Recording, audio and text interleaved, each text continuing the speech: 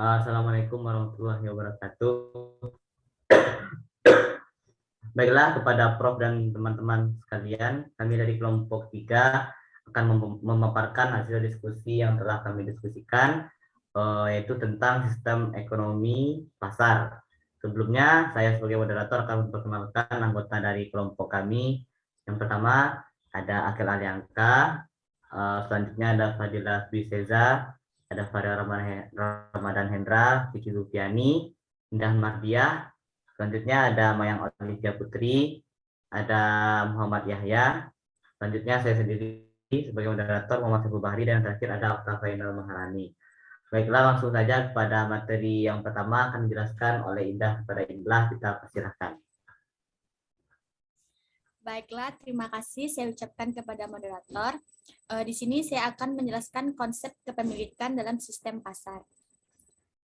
Sistem ekonomi pasar adalah suatu sistem ekonomi di mana seluruh kegiatan ekonomi dimulai dari produksi, distribusi, dan konsumsi diserahkan sepenuhnya kepada mekanisme pasar.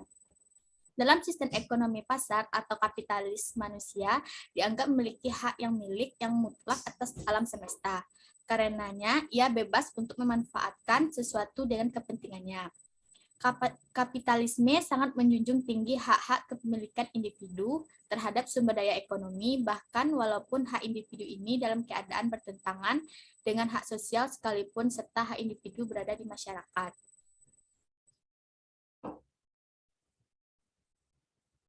Yang kedua, motif dalam sistem ekonomi pasar. Motif yaitu sistem ekonomi ini bermotif untuk kepentingan diri sendiri, yang mana kebebasan individu dalam membuat keputusan ekonomi. Kemudian individu dapat memiliki hak milik atas faktor produksi dan beroperasi untuk keuntungan dirinya.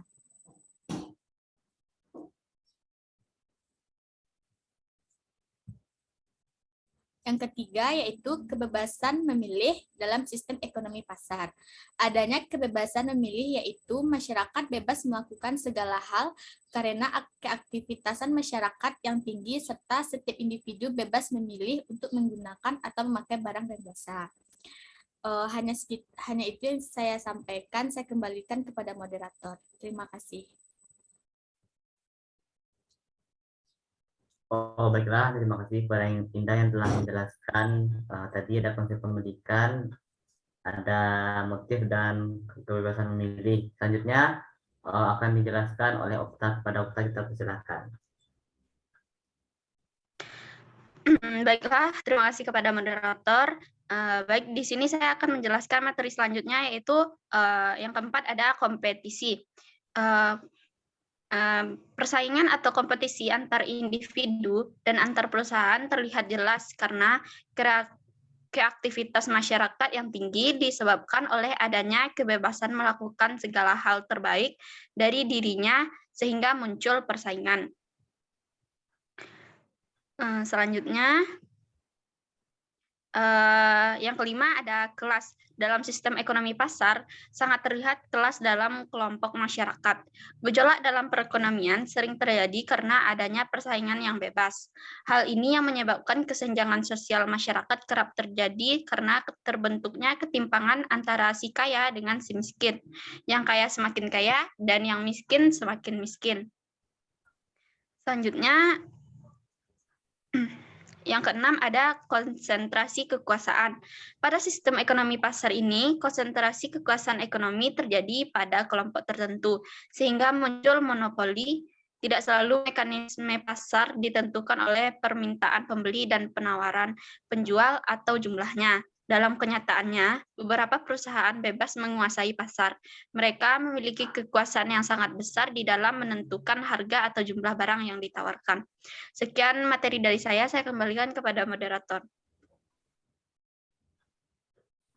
Oh, baiklah, terima kasih kepada Okta yang telah menjelaskan materinya. Selanjutnya, materi selanjutnya akan dijelaskan oleh Mayang. Kepada Mayang kita persilakan. Baik, terima kasih kepada moderator. Saya akan melanjutkan materi selanjutnya, yaitu sumber daya. Didasarkan pada konsep pasar bebas, pemerintah hanya menjalankan sedikit kendali atas sumber daya dan tidak menggunakan segmen ekonomi. Yang penting dalam ekonomi ini, perusahaan dan rumah tangga bertindak demi kepentingan pribadi untuk menentukan bagaimana sumber daya dialokasikan, barang apa yang diproduksi, dan siapa yang membeli barang tersebut. Persaingan untuk menentukan dan mendapatkan sumber daya mengarah pada penggunaan faktor-faktor produksi yang paling efisien karena bisnis sangat komparatif. Selanjutnya, distribusi pendapatan. Distribusi pendapatan ditentukan dalam sistem harga yang ditetapkan oleh penawaran dan permintaan barang atau jasa. Dengan kata lain, pasar ini bebas menentukan harga tanpa gangguan dari pihak manapun. Yang ketiga, pemerintah. Kegiatan ini dilakukan oleh masyarakat dan swasta. Peran pemerintah dalam sistem ekonomi yang berhubungan dengan penyelenggaraan negara serta menentukan kebijakan tertentu. Pemerintah hanya mengatur untuk keseimbangan harga atau mengendalikan harga yang terjadi di pasar. Sekian pemaparan dari saya kembalikan kepada moderator.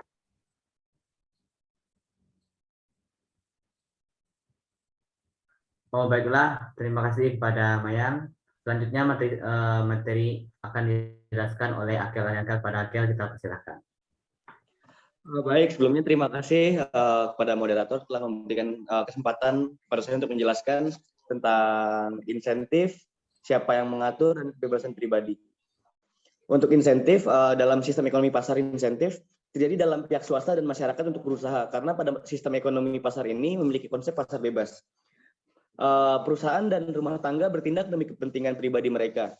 Insentif pada sistem ekonomi pasar ini karena peran pemerintah hanya sebatas mengawasi ataupun sekedar mengendalikan, tidak sepenuhnya dipegang atau dikuasai oleh pemerintah. Lalu selanjutnya adalah siapa yang mengatur. Pada sistem ekonomi ini, individu dapat memiliki hak milik atas faktor produksi dan beroperasi untuk keuntungan dirinya. Tetapi seluruh kegiatan ekonominya dilaksanakan oleh masyarakat yang dipengaruhi oleh mekanisme pasar. Pelaku pasar bebas untuk memproduksi, menjual, dan membeli sesuka mereka. Selanjutnya adalah kebebasan pribadi. Setiap individu pada sistem ekonomi ini memiliki barang termasuk barang modal secara bebas karena adanya pengakuan yang luas atas hak-hak pribadi. Setiap individunya juga bisa memiliki atau memakai barang dan jasa yang dimilikinya secara bebas. Sekian dari saya kembalikan kepada moderator.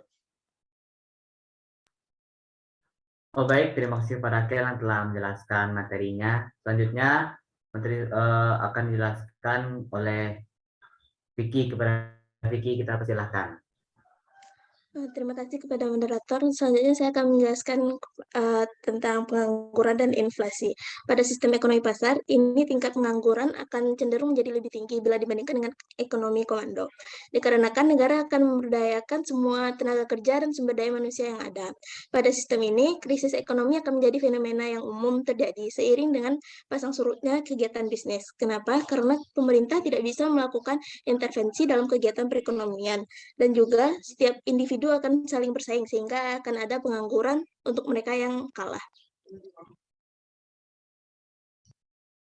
Selanjutnya, eksploitasi. Pada sistem ekonomi pasar ini juga akan menghadirkan peluang eksploitasi yang tinggi pada tenaga kerja.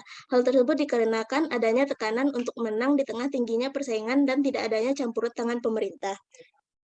Selanjutnya, pendapatan.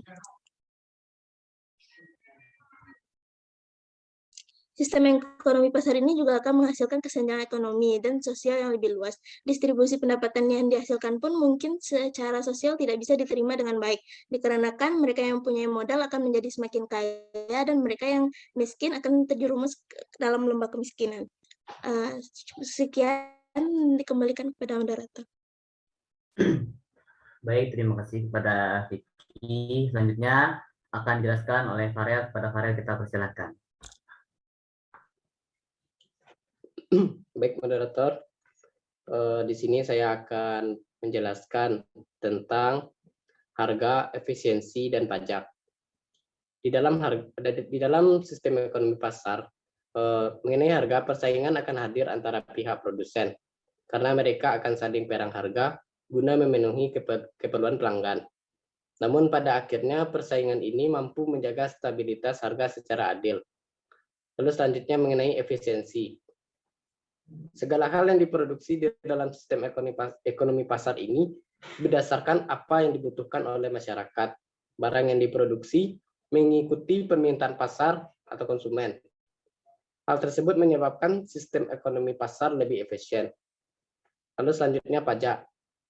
Peran pemerintah relatif terbatas dan lebih kepada memastikan bahwa mekanisme pasar bekerja. Pemerintah memiliki fungsi pengaturan untuk memastikan persaingan yang adil dan mencegah perilaku anti persaingan. Jadi bisa dikatakan bahwa tidak ada sistem perpajakan di dalam sistem ekonomi pasar ini. Sekian, saya kembalikan ke moderator.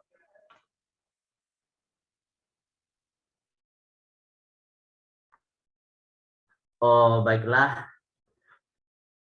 Oh, terima kasih kepada Farel yang telah menjelaskan materinya. Selanjutnya, materi tentang pembangunan akan saya jelaskan sendiri. Jadi, sebelumnya pembangunan yang berbasis pasar ini kan mengedepankan nilai-nilai atau value yang akan dicapai. Jadi semua pembangunan didasarkan pada keuntungan atau laba dan kerugian pasar akan dikuasai oleh individu dengan sumber daya dan modal. Sedangkan yang tidak memiliki modal akan menjadi pekerja atau buruh. Kemudian akan timbul konflik sosial, yang kaya makin kaya dan yang miskin makin miskin. Tidak dapat dipungkiri bahwa pembangunan sebelumnya tidak dapat dipungkiri bahwa pembangunan bidang ekonomi akan lebih cepat berkembang menggunakan sistem pasar.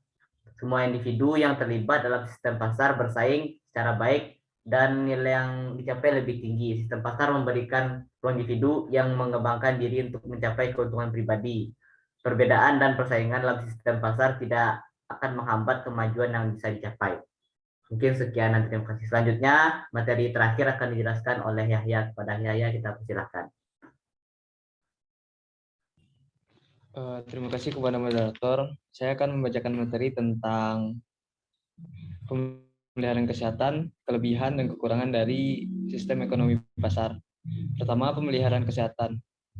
Negara yang menganut sistem ekonomi pasar justru sangat mementingkan kesejahteraan masyarakat, sehingga negara yang menganut sistem ini peduli dengan nasib rakyatnya, di mana semua warga berhak mendapat pelayanan kesehatan yang gratis. Selanjutnya, kelebihan dari sistem ekonomi pasar. Yang pertama, setiap individu sangat dituntut dalam mengembangkan inisiatif dan kreativitas. Konsumen dan produsen memiliki kebebasan dalam menentukan sendiri apa saja kepentingannya dalam perekonomian. Kegiatan ekonomi menggunakan mekanisme pasar sehingga menimbulkan adanya keseimbangan, dan yang terakhir adanya persaingan usaha dalam membuat produk. Selanjutnya, kekurangan dari sistem ekonomi pasar. Pertama, sering terjadinya pengeksploitasian SDM oleh para pemilik modal. Yang kedua, sering terjadinya monopoli dalam kegiatan ekonomi yang mengakibatkan para pesaing lain tersingkir. Yang ketiga, terdapat kesenjangan di antara yang kaya dan si miskin. Dan yang terakhir, yang keempat, para pekerja akan kurang diminati oleh perusahaan-perusahaan karena telah bebasnya penggunaan teknologi-teknologi yang canggih, efisien, dan efektif, sehingga menyebabkan banyaknya pengangguran. Sekian dari saya kembalikan ke moderator. Oke, baik. Mungkin sekian pemaparan materi dari kelompok kami. Mungkin terlebih dan terkurang kami mohon maaf. Wabillahi taufiq wal hidayah. Assalamualaikum warahmatullahi wabarakatuh. Waalaikumsalam warahmatullahi wabarakatuh.